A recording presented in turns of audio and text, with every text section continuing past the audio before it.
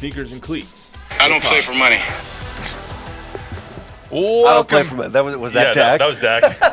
I just hit my button real quick. Anyway, welcome to the Sneakers and Cleats podcast. This is Thursday, January 16th, episode 164. Zack Hedrick filling in for the injured, I guess, down and out. Chuck is down with the sickness. Yeah, he to is. Stay in the just keep playing that now. Metal vein that he likes to go I don't play for money. Why does this keep playing? I don't know. We're going to hear from Dak apparently today. You need to work that into the open. Here we go. That was kind of a nice little remix. Yeah. I'm going to start playing the chimes. I have a lot on here. I'll get to some Bob Uecker a little later. I don't know why that keeps playing. But anyway, yeah, Chuck is sick. My wife is sick. Half the people at the station are sick. So we're all walking around like this. Yeah, exactly. So we're gonna do this thing. Don is not sick. He's just in the other room doing other stuff. So anyway, we got a lot to talk about. Mike McCarthy out as the head coach, as we talked about on Monday. Deion Sanders in, maybe? You never know. It could happen. Micah Parsons talking about his head coach's exit on the Edge podcast, so we'll get into that a little bit. Who else is being considered as the Cowboys head coach? Plus, the Spurs lost their fourth game out of the last five on a little bit of a skid here as they lost last night to the Grizzlies. So we'll talk about what could be in store for the Spurs, how they might get back to 500. They play the Grizzlies again, then the Heat, then they're going to France. So what could they do possibly to get back to 500?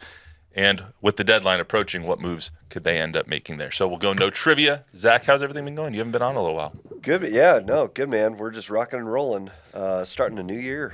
Yeah, high school football took a lot out of us, I know. So we great season, though. I mean, gosh, state champions for Smithson Valley. They're getting their ring size. That was earlier this morning today. So, and then so that was fun.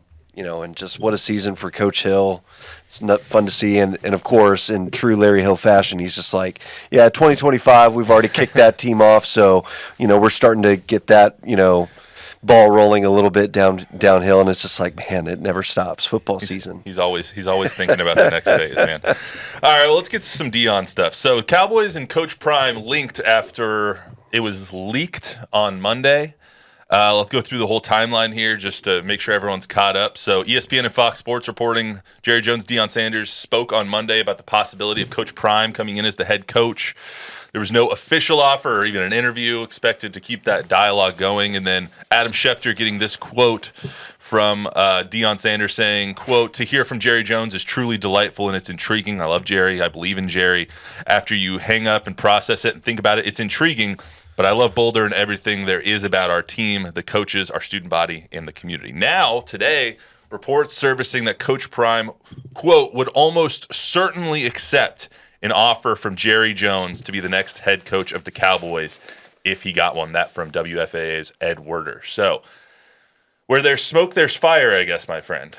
Yeah, maybe. I don't know. I think it's kind of like it's a true, legit candidate, and then also no at the same time, because we all know Jerry loves a shiny object. But, NFL also having this Rooney Rule and stuff like that, maybe it's kind of like, hey, you scratch my back, I'll scratch yours a little bit. Deion hopefully maybe trying to get an extension, a little boost in Colorado, I guess, maybe from the administration there. So it's just like, hey, if you're seriously considering about making the jump to the NFL, well, what do we have to do to keep you in Boulder?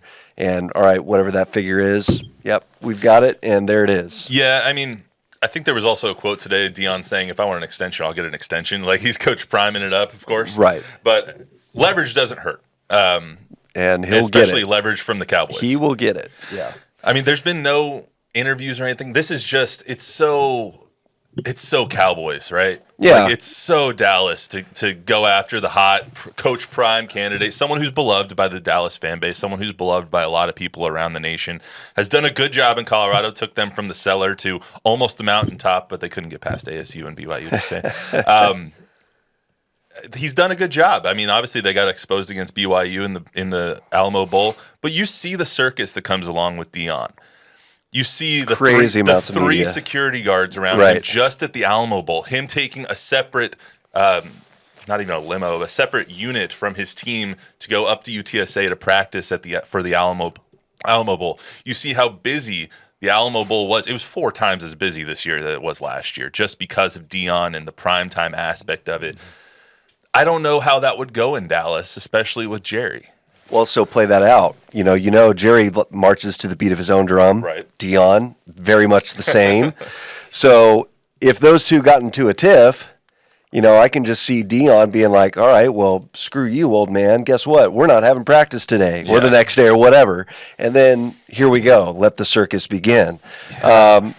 I'm sure there's probably rules against that in the NFL. But even then, I can see Deion just trying to push back a little bit because, we've all seen it with Wade Phillips, Jason Garrett. Jerry Jones kind of, cuts the legs out from his head coaches because, well, we should do this and that and whatever. And I don't know. I think, and this isn't, a new take or anything like that, but Deion, I think his approach works better in college, I think. I don't know if necessarily, sure, what player wouldn't want to learn from a Hall of Famer, but. Well, you see what comes along with him, and it's like, even in the Alamo Bowl post-game press conferences, you had Terrell Owens behind him talking while he was talking in the locker room. Like, you have everyone that is alongside Deion in the primetime aspect.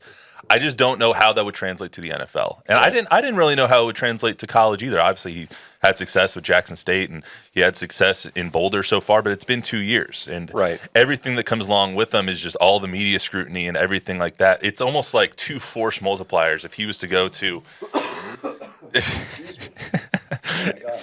if he was to go to I know, see, everyone's coming down with something. If he was to go to Dallas, it's like the two biggest media icons being together. Right. And so I don't know. There's been a lot of talk of Jerry needing his yes man, Jerry needing his person that he can, puppeteer around. Right. So that's where the Kellen Moores of the world come in. Can he do that with Deion? I would venture to say no. Yeah, I don't think he could, and that's why it's going to be someone like maybe a Kellen Moore, somebody that they know. They like to, stay within the family a little bit. I mean, you look at Jason Garrett, it's like, this is a guy who quarterback for the Cowboys at one point. Yeah. So, and he made a point too after, the season ender against Washington. Look, I want a head coach that is going to work with the pieces that we have. And the big cornerstone, of course, is Dak Prescott, who you're linked to for the next 4 years, whether you like it or not, given that big record-setting salary that they gave him, at the beginning of this season. So why not Kellen Moore again? You see how it works for 2 years, and then maybe they cut ties with him after it doesn't work out. He's also, he hasn't been one to fire head coaches after 2 years. I think even Chan Gailey's the shortest tenured coach. I think he just went 2. But I see Deion more as like a Jimmy Johnson kind of personality, someone who is going to put up a fight against Jerry. Yeah. And Jerry now obviously has that cachet that he didn't have when Jimmy Johnson was there. Obviously, he's won 3 championships as the owner and GM of this franchise. But I just think like someone as headstrong as Jimmy, and obviously it led to a lot of success back in the 90s. Would that work now? Would that work for an 82-year-old GM and a 60-some-odd-year-old Stephen Jones? Is that the direction they want to go down? I don't know. Yeah. So it at least gives us a lot of things to talk about. Oh, it's great to talk about the offseason, spitballing of who's going to be next. They're bringing in Saleh in this weekend. Yeah. And I think I even saw today, it's like, I don't know how that's possible, but Kellen Moore has an interview at some point. Yeah, I think Todd Archer reported up to 3 hours is what they can talk to Kellen Moore about tomorrow. Okay. But if I was the Eagles, I'd say don't talk to him after you're done. And this is a guy that, has been in the organization for years already. Yeah. So it's like, it's not like they need to, probably use all those 3 hours. Yeah. It's, Kellen Moore can probably walk in and, oh, hey, Jerry, Steven, nice to see y'all again. How was Christmas? It's right, exactly. The only other thing with Deion is there's a lot of talk about him wanting to coach Shedeur, him wanting to coach Shiloh. Adam Schefter went on Pat McAfee, I think, today and said, obviously, if he was to coach the Cowboys, that's not realistic. They're not going to trade Dak to Tennessee for the first pick in the draft. They're not going to trade him to Oakland for the 6th pick or Las Vegas, excuse me. So how about this? Shedeur gets drafted, plays at Tennessee for 3 years or whatever. 4 years. 4 years. It doesn't work out with whoever they hire next. So Jerry goes, all right, whoever you are, next guy, you're out. hey, Deion, come over. We're going to make a play for Shedeur because guess what? Dak's at the end of his contract now. So I see that, but that's more realistic. Maybe that's the plan he's talking about. I don't know. Jerry's 86 years old thinking about, or 82 thinking about when he's going to be 86. Right. Yeah. I don't when he says we're thinking about just next year. Yeah, exactly. He's going to be all in on 86. Yeah. We got a few comments. First of all, it's 64 degrees. We've gone up a degree. All right. Thank God. All right. And it's probably just from you guys talking. Maybe. We're just so Full of hot. hot air. We're so hot in here. Full of hot air. That Hansel's so hot right now. I think Deion would be able to handle Jerry and command as a true head coach like a Jimmy Johnson. Then we got Robert Smith, who's always in here watching and listening. Coach Prime would be a perfect target for the Cowboys. Rafa says Primetime stays at Colorado. Jerry won't empower him as a coach and let him do his thing. And then one more comment from another one from Rafa. He says, had Jimmy stayed, Dallas would have won 5 titles in the 90s. Maybe. I mean, they at least would have won 3. The one that Barry won, I agree, but they still probably would have won. Everybody says, well, that was Jimmy's team. Yeah. I mean, it was Jimmy's players. I mean, we don't have to get into that. But Jimmy Johnson was the best coach, second best coach in franchise history. He probably would have been the best coach in franchise history had he been able to stay and the keep it going. Personalities didn't clash like that. Right. That we'll never know, but I do look at Deion as very similar vein as Jimmy does when it comes to how they want things, how they structure things, the personalities that they are, very strong personalities. And I don't know. It's one of those things that I can't imagine happening right now. Right. And I don't know, you went out to Colorado practice. You got to see a little bit. Granted, we don't get to see much whenever they open up practice, but from what we saw, the video that we have, of Deion interacting with his son Shedeur and all the other helpers around practice, he's not doing much coaching. It's just he's standing around watching and, which, okay, yeah, in the NFL, the head coach has to be a CEO, and maybe Deion can do that. But as far as, game planning, okay, what can he actually do in that sense? Yeah, I'm not a huge believer in I mean, this is just me being a skeptic. I've never been a huge believer in Deion as a head coach. He's a great leader of men. Yeah. He is a fantastic rah-rah kind of dude. X's and O's, he probably, lets Pat Shurmur over there at Colorado. Sure. Let's, the Warren Sapps of the world, lets his coordinators take the reins on that. And he was really there because he wanted to coach his sons anyway. His sons are now gone. We'll see how he does with another cast of characters that isn't named Sanders. Right. So we'll see how that goes if he stays there. But along the lines of the more realistic candidates, we talked about Kellen Moore. Robert Saleh, former Jets head coach, is interviewing on Saturday. Leslie Frazier interviewing on Monday. A lot of speculation that that's just to satisfy the Rooney Rule, which it could be. Leslie Frazier isn't talked a lot about. Leslie Frazier, former Vikings head coach, I believe, former Bills and Seahawks defensive coordinator. There's also some talk of Jason Witten, who people are comparing to a Dan Campbell. I don't know if that's anything besides their big white tight ends. Besides that, but Jason Witten is a coach of a 6A TAP school right now, or a TAP school up in Dallas right now who just won a state championship. So good for him. But I don't see either of those things happening. Mike Zimmer also being rumored as possible candidate to replace Mike McCarthy. I don't see that happening. Among all of those candidates, Kellen Moore seems like the most realistic. Yeah, I would think so. I don't know, and maybe Robert Saleh, and maybe that's just because, I watched New York Jets Hard Knocks, a season ago, and it's like Hard Knocks, they always make you kind of buy into those teams because you're like, hey, maybe I'll root for them a little bit, but they always do such a good job. Yeah, I would say maybe Kellen Moore is kind of the leader. Right now, it's like everything's on the table at this point. Yeah. Because, of course, the dream choices are the 2 coordinators in Detroit. But the way they're looking right now, it's just like they'll probably be making a run at the Super Bowl. So when are you really going to get a chance to talk to them? Well, and that was the dumb thing about them waiting a week to let Mike McCarthy go. Is that you never got to talk to Ben Johnson and Aaron Glenn. You never got to talk to Steve Spagnuolo or Matt Nagy if you wanted to interview those guys with the Chiefs. Like that was the huge thing there, making the decision when they did. Yeah. Kellen Moore just seems like the fit. He seems like, but the problem with Kellen Moore is he seems like Jason Garrett 2.0. It's the hot shot. offensive coordinator, used to play has known the Joneses for a long, long period of time, used to play for the Joneses, used to coach with the Joneses, Right. and now he's coming back to be this coordinator or to be this hotshot head coach, offensive guru to try and revive Dak Prescott's career, Jason Garrett reviving Tony Romo's career. Is it going to be the same thing we just saw for 10 years before Mike McCarthy got here once again in Dallas?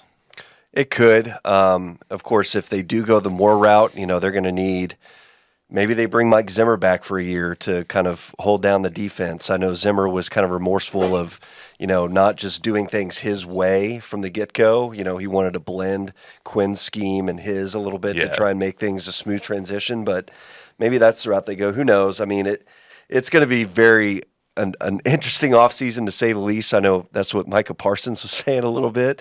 It's like, dude, that's an understatement. But it's going to be an interesting search, and until August comes around when we're out there in Oxnard again, I'm curious to see who it's going to be, and how the whole camp runs and everything, and just what kind of response they get from the team. Speaking of Micah, let's hear that 43 seconds or so of audio from his Micah Parsons The Edge podcast. It's very, very interesting, man. Obviously very sad because the relationships, we had with Coach McCarthy and everything he's done for our program. 3 straight 12-5 seasons, playoff appearances, and obviously an unfortunate year due to injuries and things like that. But it is devastating. Coach Mike's a great father, coach, one of the most winningest coaches. And, he's always been good to us as a unit, us to coaches, players. So, losing a great coach like Mike hurts, but it's going to be very interesting off seasons. It's going to be very interesting, due to the free agents, the coaching. It's like, it's going to be a complete reset. So if you guys didn't get that, it's going to be really interesting. Taking Mike McCarthy first, I ended it there because I think it's interesting that he said it's going to be a complete reset. Interesting being the optimal word here. Talking about his comments on Mike first. Obviously, I think we all agree Mike's a cool dude. He seemed like a cool dude to all the interactions I've ever had with him. Probably the same ones for you. Always really nice to the media. Always really cool to kind of get information from, and gives you a little bit of intel about how things were. And I think my view of it, in the 2 times that I was in the locker room, one after the Bucks game and after the season finale, they all loved McCarthy. They loved their coaching staff. So obviously that's the first time we've heard from any of them since the finale and since the news came down that Mike was gone. Yeah, it was obvious the bonds that were formed in that locker room, and McCarthy talked about it all the time. The culture, he would always say that the culture that we have in our locker room is really great, and I think that's something that he hung his hat on. Sure, you had 3 12-5, 12-win seasons and stuff, but he was brought in to get them past the first round of the playoffs, and except that one time where they retired Tom Brady. It's just like, guess what? You ran into the brick wall that is the San Francisco 49ers, or was the 49ers, and then you got embarrassed at home by the Packers. So, it as far as interesting and it being a reset, I mean, yeah, sure, I guess, because, you don't know what this, new head coach is going to bring in, and, what everybody's going to plan out, how are people going to be deployed and everything. And really, the only thing that you know for sure is you have Dak Prescott and CeeDee Lamb, but aside from that, who else is going to be on the roster? Well, yeah, to illustrate that point, 22 free agents. Basically, the entire coaching staff is now their contracts have expired. A lot of them will probably follow McCarthy. Yeah, most of them, if not all of them, will follow McCarthy. Schottenheimer's McCarthy's guy. You never know how Schottenheimer might want to go call plays somewhere else. Sure. But who knows? You're probably going to have a complete reset of the coaching staff, a complete reset of those 22 free agents. Who knows how many they're going to bring back after they lost so many last year. Mm-hmm. You're going to have DeMarvion Overshown that people are questioning, is he going to play this year? Sam Williams, when is he going to come back? I don't know who's going to be on this team next year or coaching this team. Right. Gosh, as far as free agents, it's like Odigizua, Rico Dowdle, a lot of Jordan Lewis, key contributors. Yeah, Jordan Lewis would be the big one to bring back for me. Just he's kind of that. I hate to say it, but a glue guy on the defense, But even for him, you can't even afford him right now because Trayvon Diggs, you're already paying $20 million to. And are you going to sign Jordan Lewis? Or are you going to sign Deron Bland? You can't have three. Right. Yeah. And those are the decisions that you end up making, I guess, But as always, the NFL is a bottom line league. So they're going to find somebody, and there's plenty of guys who are going to play ball. Right. It's just along those complete reset words of Micah Parsons, it does seem like it is. Besides the Dak of it all and the CD of it all and the Micah of it all, which I find it hard to believe that they're not going to re-sign him. Right. He'll probably have a contract, hopefully, please, before we get into training camp, so we don't have to have that storyline. That's not how it's going to work. Come on. Yeah, as soon as they kick the ball off in the first week of the season, it's about 10 minutes before kickoff. So it's funny. I mean, I know we played that clip from his podcast, but, this is a guy who talk about a company man. He went on to say, it's just like, I believe in our owner. I believe in our general manager. I mean, talk about a guy who knows, hey, I'm up for a contract here. Let me schmooze the ownership a little bit. I think he got burned when he's halfway through the season started talking crap about his head coach and things might have been taken out of context. Oh, wait, I want to stay in Dallas. Yeah, exactly. Last thing about McCarthy, he interviewed just to, wrap this up, put a bow on it. McCarthy interviewed with the Bears this week. He's expected to talk to the Saints next week. Both of which I think are good fits. Caleb Williams, for some reason, talked about what he sees as good characteristics in a head coach on the Amon-Ra Equinemius St. Brown podcast. Two great names, by the way, Amon-Ra, Equinemius. Strong-minded, offensive style, someone to grow with for 15 to 20 years, good time management, good with the clock, controlling the game, good evaluator of talent. Not all of them are Mike McCarthy. I don't think Mike McCarthy is going to be anywhere for 15 to 20 years. So he's also not great with the clock. So I don't know why you'd have your starting quarterback go off and say characteristics of the next head coach that he's looking for. Doesn't make a lot of sense to me, but I think Mac would be a good fit with the Bears regardless. Yeah, I think so too. And just he's familiar with that division, obviously. And I think it's a good fit for him. Of course, Bears and Packers and stuff. There might be some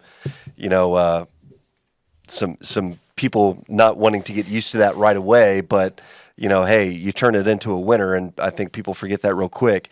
Plus, also, it's like Caleb Williams on a rookie contract. It's just like McCarthy's thinking, gosh, and we have cap space too. Right. Geez, I can get this guy, and we can build something around this and actually make it into a competitive team. Plus, if you're a Bears fan, you have to look at Mike McCarthy, and all he does is win wherever he goes. Yeah. He might not win every Super Bowl every year, and he might not even win a playoff game every year, but he's going to get you to a positive record and probably 11-5, or 11-6. Around double-digit wins. Yeah, around double-digit wins. He's going to be consistent. He's going to bring in the culture. If you're not good enough, if you're not happy enough with that, then I don't know what to tell you. I heard this on the Dan Patrick podcast. We were talking about 10-win seasons, but it's like name all the guys who have X amount of 10-win seasons or something like that, Yeah. and it's like Don Shula, Bill Belichick, like all of these Hall of Fame coaches, and Mike McCarthy's on there too. So it's like, why wouldn't you want that guy? Yeah, I mean, running a team. I saw something this week. It was like Mike McCarthy needs a better publicist or something like that because Well, he's got a good agent. He's got a good agent now. Well, him and Mike Tomlin's stats and records are almost identical. So, I mean, we all laud Mike Tomlin for never having a losing season and being fantastic. So, Matt could be the guy up in Chicago. Let's get to the Spurs real quick before we get out of here. So, the Spurs lost last night, 129-115, after they led by 12 at halftime. Kind of a story of two halves, which seems to be the story of the season, story of last season for the Spurs. It seems like we talk about the same thing every single time we talk about the Spurs. Great for 24 minutes, 36 minutes, but cannot put an entire 48 together. Mitch Johnson said as much last night after the game. Once again, out-physicaled by a Zach Edey, by a Jaren Jackson for the Memphis Grizzlies. And I just don't understand how they get something like this fixed, because it's every single game for the last 39 games and last season, we can't put a full 48 together. Yeah, it's kind of like what Coach Pop used to say over the past, it was like 2 years ago and maybe a little bit of last season. It's just like, well, we forget that it's a 48-minute game. Mm-hmm. Yeah, it was a bad start to a third quarter, and they admitted that right after the game. So I just it's consistency for me. They're not they're not doing anything consistently, and Consistently blowing leads. Right. Well, they're doing that maybe, but it was maybe about 10 games or so. So maybe back before Christmas or a little around that time. I know Chris Paul was just like, look, we just got to do this to where it's like we got to learn how to win these types of games. I think it was after the Knicks game on Christmas. Right. So it's just it's the same thing again where it's just like they're right there. They just don't know how to like close the deal yet. So once they learn how to do that, man, look out. This team will be really good. There's maybe just one or two things that is missing from this team, pieces, and everybody can debate what those are. And I think last night too, Wemby had a double-double, but it was only 13 of 12, Well, he was 4 of 16 from the floor. I think he was 2 of 10 from 3. I mean, so bad shooting offensively, he did not play well. He played 37 minutes yesterday, which I didn't really register until I looked at the box score. Charles Bassey played 11 minutes. Zach Collins didn't touch the floor.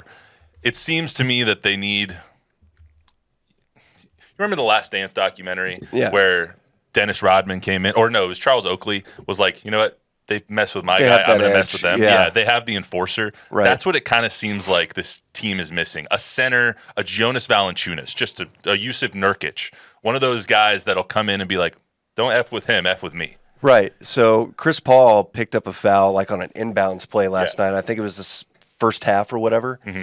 Whistled for a foul real quick, and ball went back to Memphis and stuff. But then he went down the floor the next drive and picked up a defensive foul by driving into somebody. He brings that chippiness, but nobody else is following him with that. I would like to see somebody else like, hey, I can be a thorn in that side. Jeremy Sohan does that, I think, a little bit. I think they missed that when he's not on the floor. But they need I want other guys to play with that kind of edge too. And if we're talking about the deadline, which is, I believe, is 3 weeks from now, February 2nd, if I'm getting that right, I think they need that. I think they need somebody who can come in and pick up a hard foul on somebody and just be like, you know what, we're not getting out physical, because Zach Edey, Jaren Jackson just push Wemby around. Right. As much as Wemby doesn't want to be pushed around, as much as weight as he has put on this offseason, he's still not that enforcing type. That's why he is shooting fall away 20-foot jump shots in the mid-range. That's why he's taking 30-footers from the outside. He can make them. They're not his best shot, but he's getting pushed out that far. Right. So, Bob? What I saw last night was a team that the basketball IQ and the defensive side just wasn't there. You could see when the Grizzlies actually started running their crisply running their offense, the Spurs had no answer for it. They kept getting brushed off on screens, and they couldn't match up, and you saw all kinds of open dunks on cuts to the basket and stuff. It was like the Grizzlies went to another level, and the Spurs just don't have that gear yet. It's almost like the Spurs have like ADD. Like they lose interest or they lose focus for 12 minutes a game. You don't know when that 12 minutes is going to happen, but there's this first 6 minutes of the third quarter last night and the last 6 minutes of the fourth quarter last night where it's just like, what are we doing? Right. Yeah. It seems like that happens game by game, and it stinks because this is a team that I think all of us think can win more. You're up by 12 last night at halftime on the Grizzlies, which is a really good young team. I think they're second in the West right now. Mm-hmm. And you should be able to at least compete down the stretch. But when I think it was, wasn't it like 113, 111, 115, 111, and then the Grizzlies go on a 12-2 run or whatever it was, and game's over. Yeah. And Bob, to your point, it's like the players talked about that and touched on that too, is, Memphis is a team that likes to get out and run and get in transition. They put up a bunch of shots. I think it was 103 shots last night. Which was 14 more than the Spurs put up or whatever. And that may not seem like much, but I guess over the course of a season, it equates into, so many extra possessions and everything.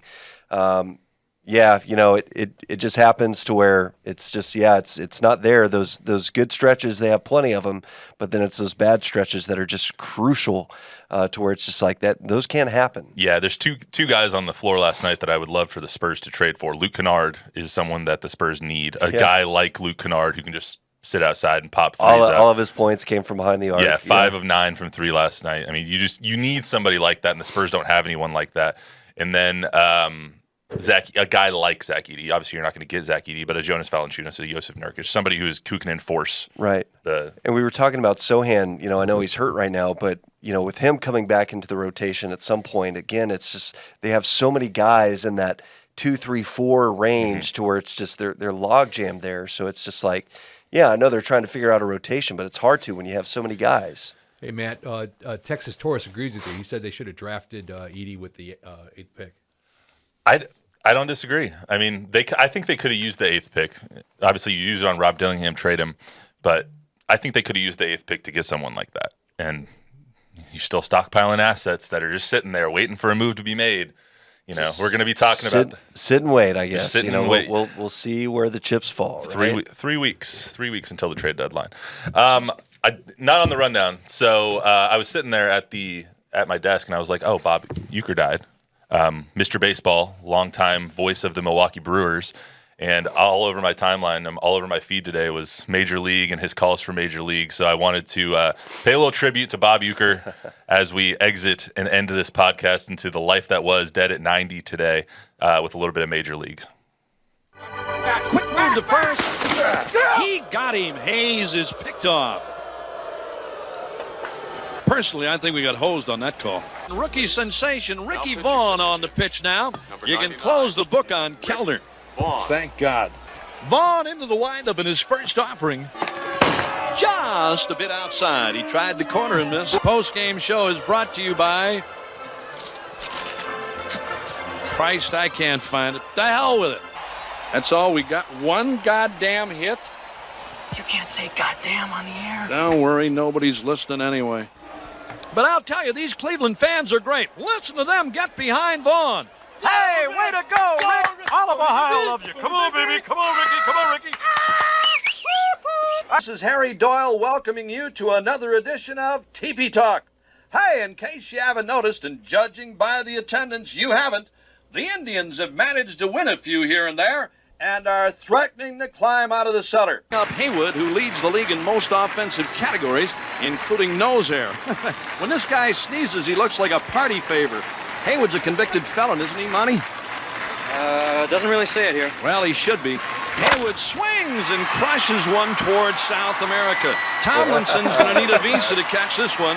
It is out of here, and there's nothing left but a vapor trail. So good. It's so good. So good.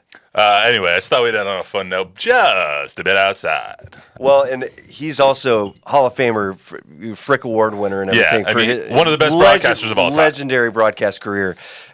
Best part, I mean, self-deprecating, but one of the best all time. He, at his Hall of Fame induction ceremony, he's like, I still feel like I could have gotten into the Hall as a player. This guy hit, like, I think around 200 or below or something like that. He also said, he's like, yeah, the Brewers, you know, I was with the Brewers twice. They got traded or some of the first time. They brought me back because they couldn't believe how bad I was the first time. Bob Uecker, there's never another one like him. Chuck texted me a little earlier. He's like, damn, I'm really mad I'm not going to be there today. I have a great Bob Uecker story. I was like, yeah, save it for Thursday. Save it for next time. Save it for next week. So Get well soon, Chuck. Yeah, there's your tease. Got a good Bob Uecker story coming from Chuck Miketinac next Thursday. But anyway, rest in peace to a legend, one of the legends of baseball. I know we're getting into baseball season. Can't wait for baseball season to actually get here. But month away from pitchers and catchers reporting. But sad that Bob Uecker will not be on the call anymore. Anything else from you, Bob? You all good? We are good. Hey, Texas Taurus just wanted to say, glad I caught the live. Thanks for being on. Hey, thanks for listening. We love to have interaction from everybody. So thank you for tuning in. We will not be here Monday. Just reiterate, we will not be here Monday. It's Martin Luther King Day. It's Inauguration Day. There's a bunch of other stuff going on that day. National Championship going on Monday. Plus, I don't think anyone's going to be healthy enough to be sitting in these chairs Probably on Monday. So we will still be down with the sickness. Exactly. So we will be back on Thursday with another edition of the Sneakers and Cleats podcast. It'll be episode 165. It'll probably be Chuck and I, probably. Maybe Don, maybe Zach. Bob will probably be here. Probably. All right. Javier will still be here. All right, guys. That's all we got for you. We'll see you back here on Thursday on the Sneakers and Cleats podcast.